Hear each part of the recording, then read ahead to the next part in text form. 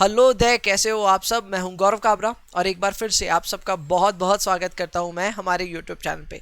Just in case अगर आपने हमारा दूसरा यूट्यूब चैनल सब्सक्राइब नहीं किया है तो वो ज़रूर से सब्सक्राइब करें। अभी मैं बेल आइकॉन में डाल दे रहा हूं, सो वहां से ज़रूर से चेक करें एंड डेफिनेटली सब्सक्राइब करें। इसके अलावा मुझे ज़्यादा बोलने की दरकार नहीं है, आप सभी जानते हैं that this is a summary video और आज हम FRA की एक और रीडिंग को समराइज करने जा रहे हैं। सो इससे पहले वाली रीडिंग अगर आपने नहीं देखी है तो नीचे डिस्क्रिप्शन में पूरी प्लेलिस्ट की लिंक डाली हुई है, जिसमें कॉर्पोरेट फाइनेंस और डेरिवेटिव्स के भी आपको समरी वीडियोस मिल जाएंगे एंड FRA के भी समरी वीडियोस मिल जाएंगे। सो सारे के सारे समरी वीडियोस देख डालिए if you are preparing for CFLL1 and खास करके अगर आप सेल्फ प्रिपेयर कर रहे हो तो। अपार्ट फ्रॉम दैट अगर आप वीडियो कोर्स में इंटरेस्टेड हो डेफिनेटली डिस्क्रिप्शन में आपको बहुत सारे लिंक्स मिल जाएंगे इंपॉर्टेंट, जिससे आप हम तक पहुंच सकते हो, वीडियो कोर्स एनरोल कर सकते हो, वो सब स्टफ आप जानते हो। बट अगर आप सेल्फ स्टडी कर रहे हो तो डेफिनेटली आपको डिस्क्रिप्शन में प्लेलिस्ट वाली लिंक जरूर फॉलो करनी चाहिए, जिससे सारी रीडिंग्स को कम से कम समय में मैं ट्राई करता हूं समराइज कराने का। सो दैट्स इट। आज ही वैसी ही कुछ एक रीडिंग है। आज हम बात कर रहे हैं FRA की सेकंड रीडिंग के बारे में, जो कि about financial reporting standards. You would love it. In very short span of time हम ट्राई करेंगे उसको कंप्लीट करने का, and that too in a detailed manner. आपको कैसा लगे ये वीडियो जरूर से कमेंट्स में जरूर बताइएगा, अपना फीडबैक दीजिएगा कि और क्या सुधार ला सकते हैं हम इस तरह के समरी वीडियोस में, एंड साथ ही साथ आपको और कैसे कैसे वीडियोस देखने हैं। सो डेफिनेटली कमेंट में अपने फीडबैक जरूर दीजिए। Apart from that like share करना बनता है, एंड चैनल को अगर नहीं सब्सक्राइब किया है, बेल आइकॉन नहीं प्रेस किया है, you know your duty, you know the drill, so do it S app. चलिए, that's it for my initial I would say introduction, and now I will leave you with the second segment of this video, जिसमें हम पूरे उस reading को summarise करेंगे, that too in a very very detailed quality controlled manner, और वो भी कम से कम समय में। So let's head towards the summary segment. तो let's get started with our CFLL1 another summary note. और इस समरी में हम जो बात करने वाले हैं वो है about financial reporting standards. This is again a very short very brief reading I would say, and आपको बड़ा मज़ा आएगा। Starting off with our learning outcome A, यहाँ पे बेसिकली दो बातें हैं, role of financial reporting and importance of financial reporting standards. देखो ये चीज़ रिपीट है, ये आपने इससे पहली वाली रीडिंग में भी पढ़ा था। सो यहाँ पे यही बात है कि क्यों हम बनाते हैं accounts, what is the need of preparing accounts. So sir financial reporting करते इसलिए ताकि हम फाइनेंशियल इंफॉर्मेशन को प्रोवाइड कर सके to the users of that statement. Users में कोई भी हो सकते हैं, it can be shareholders, it can be lenders, it can be stakeholders, other stakeholders as well. So anybody can be the user of financial statements. So the role of financial reporting is basically to provide them with the financial information about the reporting entity. But बाद में importance यहाँ discuss हुआ, ये अलग चीज़ है। यहाँ ये discuss हुआ है कि आखिर हमें फाइनेंशियल रिपोर्टिंग स्टैंडर्ड्स की दरकार ही क्यों है। बेसिकली यहाँ आपको ये सिखाया जा रहा है कि अकाउंटिंग स्टैंडर्ड्स की दुनिया में दरकार ही क्यों है, why do we need them. जैसे अपने इंडिया में भी देखें तो इंडिया में इंड AS है, करेक्ट, इंडिया में है इंड AS। वैसे ही अगर हम इंटरनेशनली देखें तो IFRS है, there is gap in America. So we have numerous accounting standards, and why do we need these accounting standards? So इसका एक सीधा सा कारण ये है that we want to standardize the policy choices, estimates, जिससे कि हम consistency लाएं judgments में। इसका मतलब क्या, समझो, बहुत सिंपल है।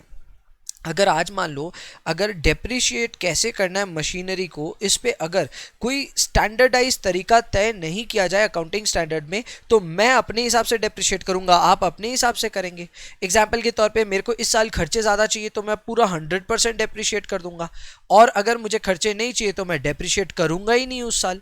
सो अगर कोई रूल बनाया ही नहीं जाए तब तो सब अपनी मर्जी से अपने चॉइसेस और एस्टिमेट्स वगैरह लेते रहेंगे, and that obviously will create problem और कंसिस्टेंसी की कमी आएगी। क्योंकि जब आप एक फर्म को दूसरे फर्म से कंपेयर करेंगे और उनके चॉइसेस और एस्टिमेट्स में अगर आपको अंतर नजर आएगा तो फिर obviously you can not make a comparison call. Next up is learning outcome B. Talking of learning outcome B, here we are talking about three basic organizations. Number one organization or type of organization is the standard setting bodies. Okay, standard setting bodies वो bodies होती हैं जो कोई भी financial reporting standard को establish करते हैं।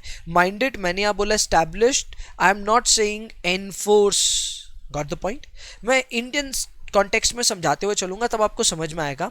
India में जितने भी अकाउंटिंग स्टैंडर्ड्स हैं उसे बनाती है ICAI, which is institute of chartered accountants of India. So they are responsible for creation of financial reporting standards. But can ICAI even enforce their own standards on the entire business or entire commerce? No, they cannot do it. उनको इसके लिए चाहिए regulatory bodies. Regulatory bodies are those who actually enforce the financial reporting standards which are made by the standard setting bodies. Got the point? यानी कि बनाने का काम है स्टैंडर्ड सेटिंग बॉडीज का और उसे एनफोर्स यानी कि उसे लागू करने का काम है रेगुलेटरी बॉडीज का. एग्जांपल बहुत सिंपल है. अगर मैं स्टैंडर्ड सेटिंग बॉडीज की बात करूं तो दो बहुत बड़े एग्जांपल है जिसे आपको याद रखना है. FASB, IASB. FASB is financial accounting standards board, IASB is international accounting standards board. नाम से ही समझ में आ रहा है. FASB is related to US GAAP and IASB में international word है, so obviously that is related to IFRS. So IFRS को बनाने वाला कौन है? IASB. और US GAAP को बनाने वाला कौन है? FASB. That's very simple. But regulatory bodies की अगर मैं बात करूँ तो सब जगह अलग अलग है. एग्जाम्पल के तौर पे अगर हम USA की बात करें तो वहाँ पे जो रेगुलेटरी बॉडी है जो कि सारे लिस्टेड कंपनीज पे मैं कह सकता हूँ एनफोर्स करते हैं इन फाइनेंशियल रिपोर्टिंग स्टैंडर्ड्स को, उसे हम कहते हैं SEC, सिक्योरिटीज एक्सचेंज कमीशन. इसके अलावा FCA is in UK. India में यही सेबी का काम है, या फिर ROC का भी मैं एग्जांपल यहाँ पे ले सकता हूँ. सो बेसिकली इस तरह के हमारे यहाँ पे रेगुलेटर्स हैं. वर्ल्ड वाइड भी जो रेगुलेटर्स हैं यहाँ पे एग्जाम्पल्स दिए हुए हैं. Then an interesting I would say component here is IOSCO. IOSCO stands for International Organization of Securities Commissions. यहाँ नोटिस ये करना है कि कमीशंस का जो ये को है that basically resembles the commission.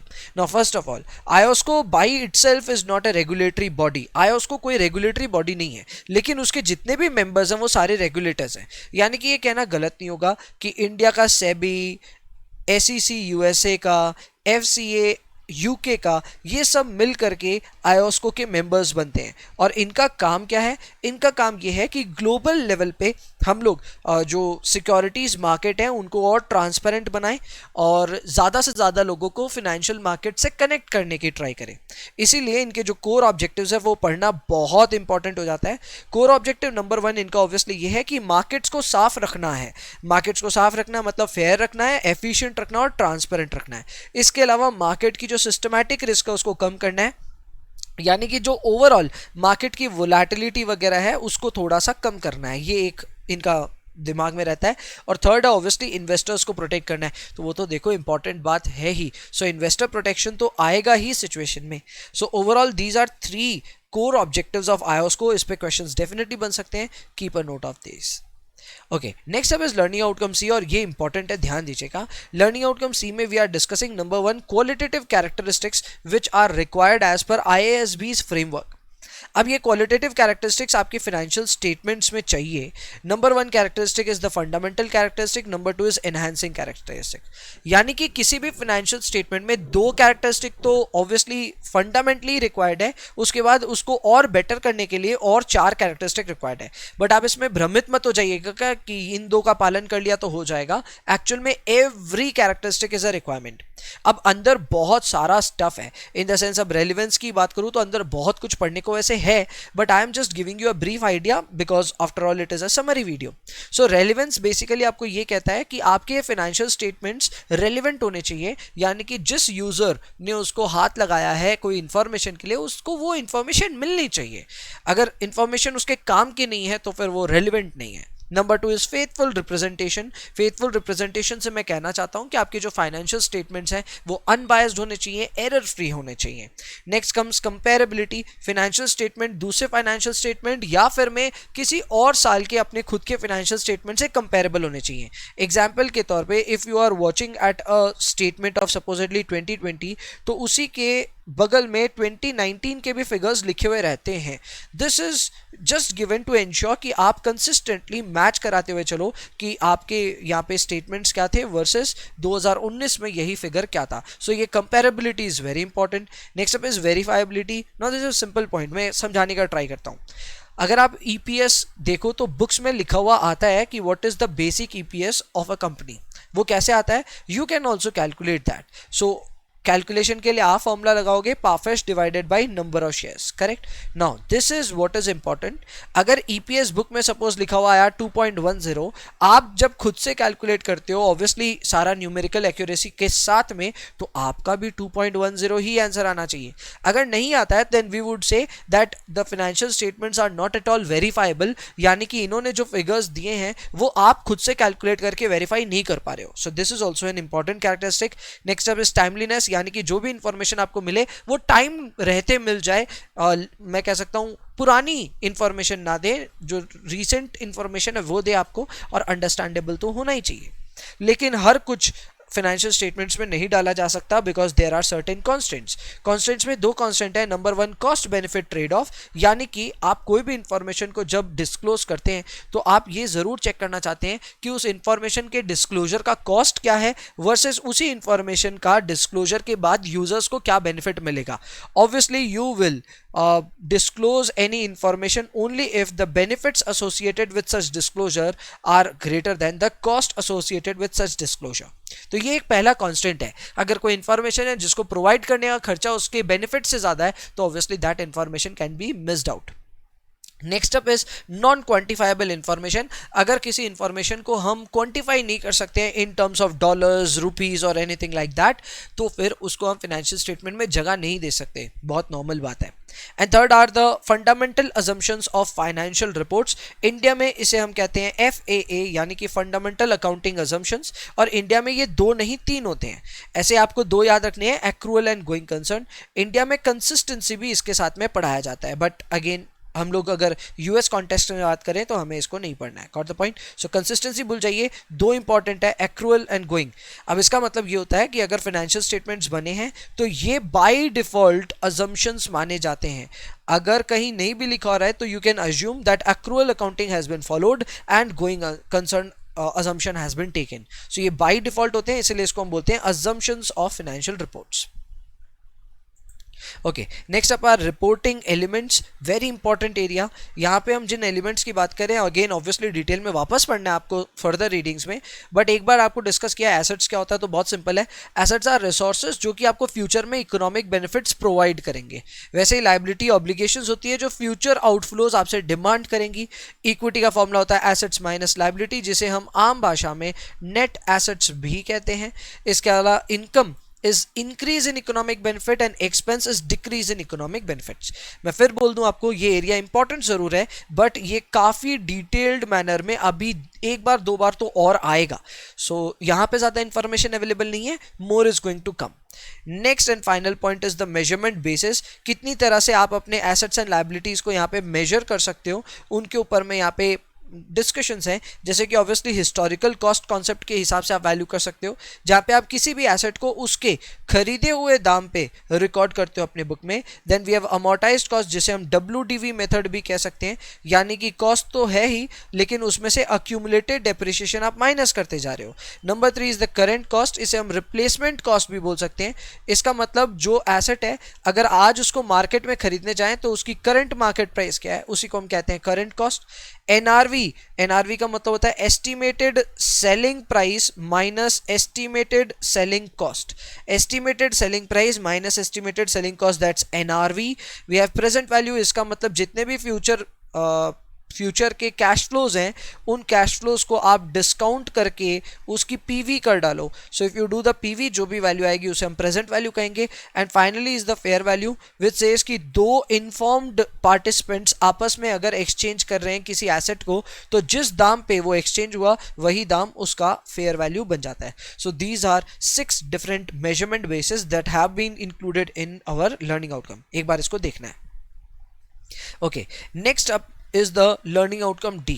Talking of learning outcome D here, तो यहाँ पे हम लोग रिक्वायर्ड फाइनेंशियल स्टेटमेंट्स के ऊपर में बात कर रहे हैं। और रिक्वायर्ड फाइनेंशियल स्टेटमेंट्स में आप सभी पहले से जानते हो that we are talking about balance sheet, statement of comprehensive income, cash flow statement, statement of change in equity and explanatory notes.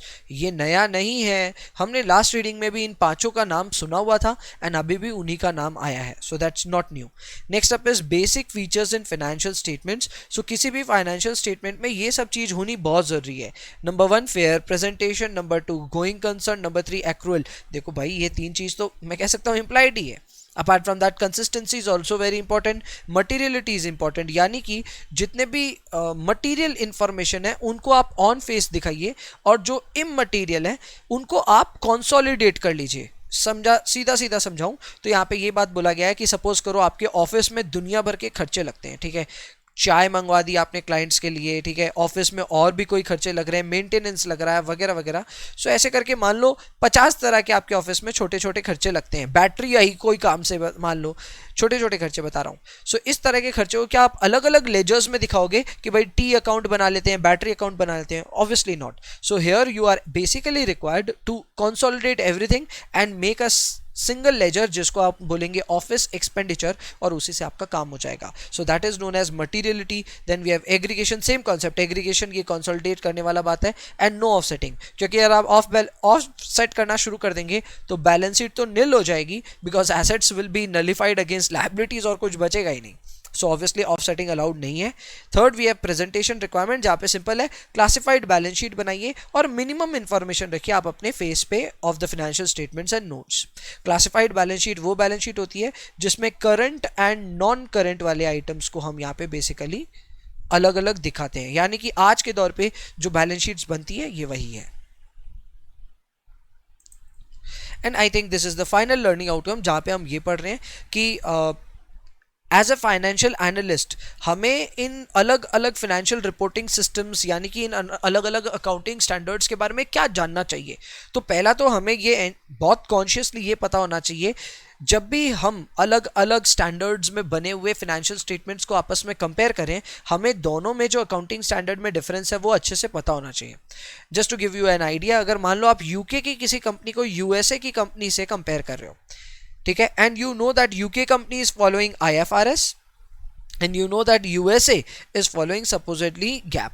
अगर आपको ये बात पता है तब फिर क्या होगा, तब फिर आपको हमेशा हर मौके पे जब भी आप कंपैरिजन कर रहे हो, आपको IFRS वर्सेस गैप का जो बेसिक डिफरेंस है, जिसके ऊपर पूरी महाभारत होने वाली है FRA में, तो वो आपको अच्छे से पता होना चाहिए। If you know that well, तो फिर आपको आराम से अपना कंपैरिजन करने में मदद हो जाएगी। नंबर 2, कभी भी कोई भी फाइनेंशियल रिपोर्टिंग स्टैंडर्ड में कोई सिग्निफिकेंट डेवलपमेंट होती है तो आपको उसको भी मॉनिटर करना चाहिए। अब ये एज एन एनालिस्ट भी करना चाहिए और अदरवाइज भी करना ही चाहिए। जैसे आप जानते हैं मैं एक चार्टर्ड अकाउंटेंट भी हूँ, सो ऑब्वियसली अगर इंडिया में कोई इंडियन अकाउंटिंग स्टैंडर्ड्स में बदलाव आए तो मेरे को वो भी टेक्निकली मॉनिटर करना चाहिए। अब वो अलग बात है, समय मिले नहीं मिले, लेकिन if somebody is doing the analysis of the financial statements, उसको जब भी कोई अकाउंटिंग स्टैंडर्ड में बदलाव है उसको ये चेक जरूर करना चाहिए। Next up is awareness. Now awareness के काम पे हमें क्या करना है? नंबर 1, देखो आए दिन नए प्रोडक्ट्स आते रहते हैं और जहां नए प्रोडक्ट्स होंगे वहां नए तरह के ट्रांजैक्शंस होंगे, और नए तरह के ट्रांजैक्शंस यानी कि पॉसिबली वो फाइनेंशियल स्टैंडर्ड्स में उसका कोई ना कोई अलग तरह से ट्रीटमेंट होगा। So you have to take care of all these new types of transactions.